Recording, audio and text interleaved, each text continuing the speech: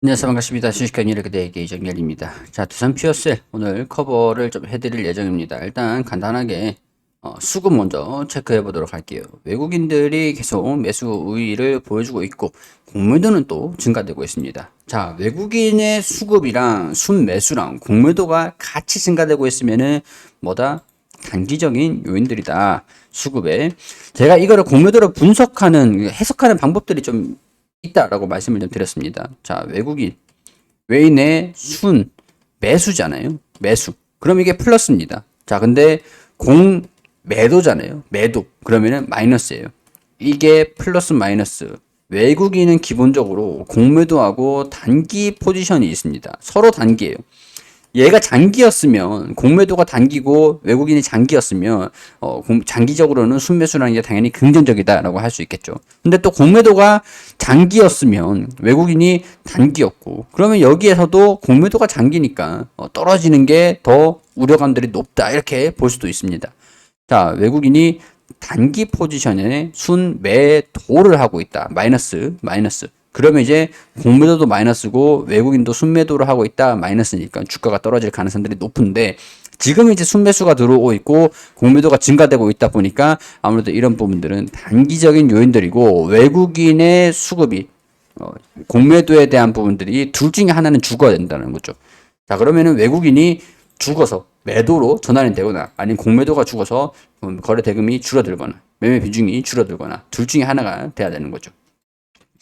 자, 그렇기 때문에 이런 부분들은 공매도는 뭐 외국인이 순매도로 전환되지 않는 이상이야. 그렇게 크게 막 걱정할 필요는 없을 것 같다라고 그렇게 중론이고. 자, 두산 피어셀 같은 경우에서는 실적. 자, 이번 올해 실적 4분기 68억 그리고 당기순이익이 40억 보고 있는 상태인데 영업이익을 보면은 크게 긍정적으로 볼 수는 있진 않다 이렇게 말씀드렸는데 마이너스 29억에 플러스 1억 그리고 3분기에 11억 그리고 4분기 40억 23억입니다. 40억을 보고 있다라고 하니까 그러면은 여기서 올해 2022년도에 영업이익을 40억을 보고 있는데 4분기 실적으로 결국엔 입증을 해줘야 되는 게 필요하다. 왜냐면은 2020년도 이후부터 계속 영업이익이 대폭 축소가 됐어요. 그게 주가에 좀 반영이 되고 있는 상태인데 여전히 실적이 떨어졌음에도 불구하고 여전히 주가가 300배 수준이다 보니까 아무리 미래에 대한 가치가 반영되고 있지만 좀 비싼 측면 아닌가? 약간 이런 불안한 심리가 좀 있단 말이죠. 아마 그런 부분들이 있을 수밖에 없습니다. 주가가 좀 비싼 측면 아닌가요? 근데 항상 제가 이전에도 이때도 계속 말씀드린 적이 있었습니다. 이거는 300배 평균적인 레버리지로 프리미엄으로 계속 실적이 올라가든 떨어지든 300배를 유지를 한다면 실적 대비해서 이때도 300배 그리고 떨어졌을 때도 300배 결국에는 PER이 300배로 움직인다. 그러면 실적이 올라가면서 이게 280배, 250배까지 떨어진다라고 하면은 주가가 올라서 300배. 적정 프리미엄까지 움직여주는 게 적당하다라는 거죠. 그러니까 두산 피어셀은 향후 성장성이 있기 때문에 성장성의 프리미엄을 정당성을 300배 정도 수준으로 움직일 거다. 이때도 300배. 이때 떨어졌을 때도 300배. 올라도 이게 실적이 또 증가돼가지고 이 상태에서 실적이 증가돼가지고 뭐 200배가 됐어. 그러면은 PER 300배까지 이런 식으로 움직인다는 거죠. 그러니까 PER이 퍼가 이 종목은 PER이 300배다. 비싼 거 아닌가요? 물론 이제 불안할 수는 있지만 결국에는 실적이 중요한 거죠. 실적이. 자, 계속 전망치가 밀리고 있는 상태입니다. 계속 전망치가 밀리고 있는 상태에서 두산 피어셀 이익 체력을 입증해줘야 되는 시점이다. 이익 체력을 입증해줘야 된다. 목표가는 44,000원을 내놓았다. 저는 종가를 볼 때 37% 추가 상승 여력이 있다. 지금 얼마다? 33,000원. 리포트가 무조건 다 맞지는 않겠지만 신규 수주 규모는 2023년도에 280메가와트로 보인다. 국내 180메가와트, 해외 100메가와트. 자, 그러면은 4분기 매출 1,400억 원, 영업이익이 90억 원. 자, 근데 여기서 보고 있는 거는 40억 원. 영업이익 68억 원. 68억 원. 자, 그러면은 조금 예상치보다 컨센서스를 상회하는 실적을 내놓을 가능성들도 있을 것 같아. 2023년도에도 계속 수주를 받으면서 계속 성장하는 모습들을 보여줄 것 같아. 일단은 어찌됐든 간에 수주 목표치를 얘기를 했던 거는 좀 커트라인 조금 좀 아슬아슬했지만 초과 달성을 해줬기 때문에 올해 누적 수주가 297메가와트를 기록을 했던 만큼 연초 대시 예상을 했던 240메가와트를 초과 달성을 했다. 애초 예상 수주가 풀에 있던 100메가와트급 프로젝트가 내년으로 미뤄진 것을 고려하면 일단은 의미가 있다.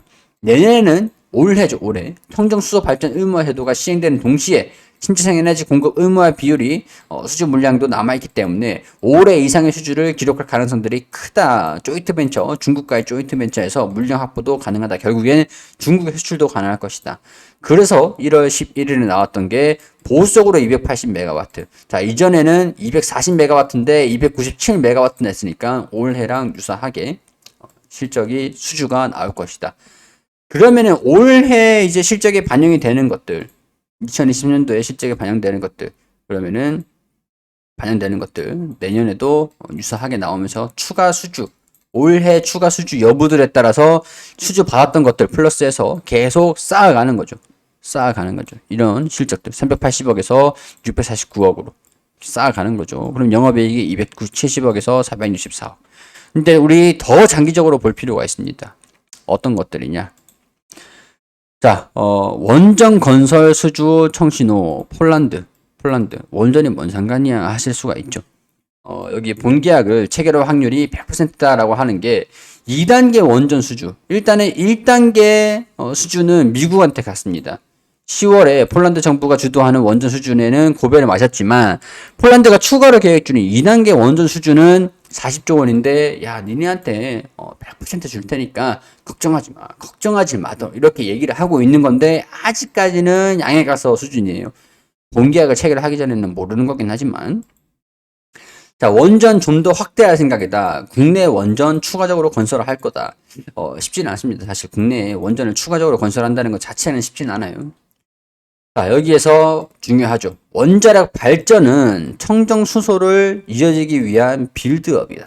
에너지 안보 강화의 핵심 수단은 결국엔 원전이고 원전은 수소로 생산하기 위한 것들이다.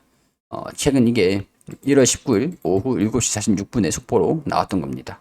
자, 원전 기술, 수소로 생산하기 위한 원전 기술 필요한 나라들 다 연락해. 자, 청정 에너지. 자, 여기서 우리 며칠 전에 보면은 아랍에미레이트의 바라카 원전을 찾았습니다. 왜 찾았을까요? 왜 바라카 원전? 첫 원전이라는 것, 수출 원전이다. 한국형 원전을 첫 수출을 했던 그런 국가다. 그 원전이다. 라는 것들도 분명 의미가 있겠지만 여기서 의미가 더 있는 게 아랍에서 원전을 하면서 수소를 생산한다라는 것들이죠. 자, 해당 기사는 2022년도 1월 기사입니다. 바라카 원전 탄소 중립 목표를 위한 필수 시설인데 매년 수소를 여기에서만 바라카 원전 2호기 여기에서만 100만 톤을 생산을 한다. 청정 전력의 85%를 차지를 한다. 그러니까 원전 니네 우리한테 하면 이렇게 아랍처럼 방문한 이유가 그거예요. 원전 세이즈를 하는 건데 아랍이 수소를 100만 톤 생산을 하는데 청정 전력의 85%를 차지를 해. 우리가 이거를 지어줄 테니까 연락해. 결국에는 빌드업이 수소를 이용한 원전 수출이 되겠지만 수소를 이용하기 위해서 원전을 짓는다. 이렇게 볼 수가 있겠죠. 물론 수소를 이용을 한다라는 거에서 수소연료 전지. 자, 수소연료 전지의 세운량이 증가가 되느냐는 그만큼 수주가 들어와야 되겠지만 원전 수주라는 것들과 크게 별개는 아니다라는 거죠. 두산 에너빌리티의 원전 기술력 그리고 패키지로 두산 퓨어셀이 가능하기 때문에 자, 연료전지라는 것들을 보면 가스랑 전기 이런 거를 가지고 수소, 열, 전기 물이랑 가스만 있으면은 수소, 열, 전기 동시에 생산할 수가 있어. 수소로 생산해가지고 수소를 기반으로 한 전기를 생산하는 것들 그게 또 있고 원전은 이제 탄소 배출이 되지 않는 청정수소를 생산할 수 있겠죠. 대신 이제 원자력 폐기물이 발생이 되긴 하지만 풍력, 태양광 이런 것들도 수소를 생산하기 위해서 활용도가 점점 높아지고 있는 상태입니다. 결국에는 수소 연료 전지, 자 발전용 연료 전지, 여기에서 수소 생산하는 것까지 결국에는 두산 에너빌리티가 차세대 PAFC하고 SOFC 이런 것들로 수혜를 받을 수 있는 기업 중에 하나다. 이렇게 볼 수가 있습니다. 특히 발전용, 가전용 막 이런 것들보다 가전용들보다 발전용 사업자로 연료전지 사업자로 두산 퓨어셀이 국내 점유율이 상당히 높은 편입니다. 다른 기업들 얼마든지 뭐 충분히 높은 편이긴 하지만 점유율 자체 발전용으로 보자면은 두산 퓨어셀이 거의 압도적이긴 합니다. 가정용에서는 얘기가 좀 달라질 수가 있겠지만 점점 경쟁이 조금 타이트해져 가는데 일단은 연료전지 사업, 수소 산업이라는 거는 아직까지 도입기 수준이라는 거. 그런 것들을 기억을 하시면 예전에 전기차 같은 경우에도 도입기인 시절이 있었습니다. 어떤 산업이 성장기로 도입을 하기 위해서는 성장기가 들어서기 위해서는 반드시 도입기가 있어야 되는 거예요. 뭐 이게 달걀이 먼저냐 계란이 먼저냐 뭐 이런 논란은 좀 있을 수는 있지만 일단은 아직까지 계란 수준이고 이제 병아리 얘기를 잘못했네요. 계란이 먼저냐 병아리가 먼저냐. 자, 아직까지 병아리는 아니다라는 거죠. 계란인 수준이라는 거죠.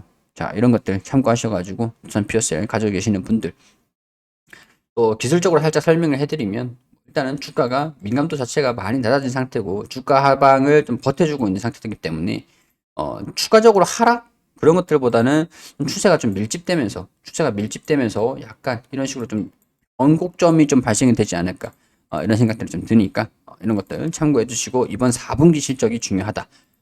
곧 이제 발표가 될 겁니다. 참고를 해주시고 자 도움이 되셨기를 바라면서 구독과 좋아요 부탁드릴 수 있도록 하겠습니다.